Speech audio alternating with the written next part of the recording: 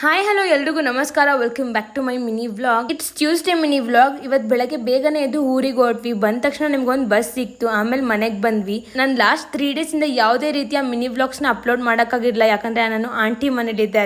ಮನೆಗೆ ಬಂದ ತಕ್ಷಣ ನಮ್ಮ ಗುಂಡು ಓಡ್ ಬರ್ತಿರ್ತಾನೆ. 3 days ಇಂದ ಮಾತಾಡ್ಸಿರಲ್ವಲ್ಲ, ಅದಕ್ಕೆ ನಾನಂತೂ ಫುಲ್ ಖುಷಿ ಆಗ್ಬಿಟ್ಟೆ ಅವನ್ನ ನೋಡಿ. ತಿಂಡಿಗೆ ಇವತ್ತು ಟೊಮೆಟೊ ಪಲ್ಯ ಮತ್ತೆ ರೊಟ್ಟಿ ಮಾಡಿದ್ಲು ಅಕ್ಕ. ಆಮೇಲೆ ಸ್ವಲ್ಪ ನೇರ್ಲೈನ್ ಇತ್ತು ಮತ್ತೆ ಸ್ವಲ್ಪ ಬ್ರೆಡ್ ಇತ್ತು, ಅದನ್ನ ತಿನ್ಕೊಂತಾ ಇದ್ದೆ.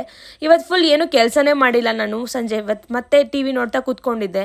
ಅಷ್ಟರಲ್ಲಿ ಅಮ್ಮ ಬಂದು ಏನು ಹೊರಗಡೆ ಹೋಗಬೇಕು ಅಂತ ಹೇಳಿದ್ರು. ಅದಕ್ಕೆ ನಾನು ಪಟ ಅಂತ ರೆಡಿ ಆದೆ.